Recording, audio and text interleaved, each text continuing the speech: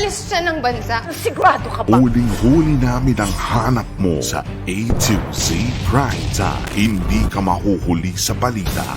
Magandang gabi, bayan! Sagot namin ng aksyon. Ginagawa mo dito? Di ba umalis ka na? Baka biglang bumalik ang asawa ko, lalo nagugulo ang pamilya ko kapag nalaman niya buhay ka pa. Hindi na kami papayag kung magiging tau-tauhan nyo lang kami. Ang gusto namin ngayon, may porsyento na kami sa bawat transaksyon na gagawin natin.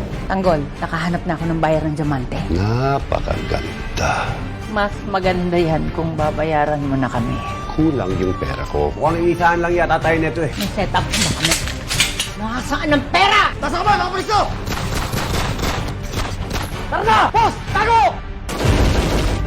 Mga eksenang maalala mo. Yung anak ko, nawawala. Tutulungan kita. Ikukulong muna kita sa ibang katauhan para sa bagong mong mukha, ang bagong mong pangalan, Lavender Fields. Hindi ako titigilan at hindi ko siya nababawi. Anong pakaramdam na ikaw naman ang nakagapos? Kasama ko ngayon si Jasmine Flores.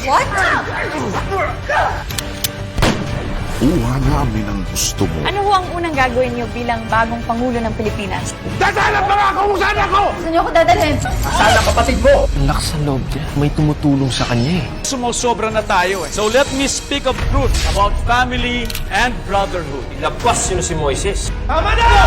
Sasama na ako. Si Grace, pagdadamutan nyo rin ang hustisya. Sino pong panganay niya? Hindi ko hahayaan mapahamak ang anak ko. Kapatid tayo! Kapatid kita!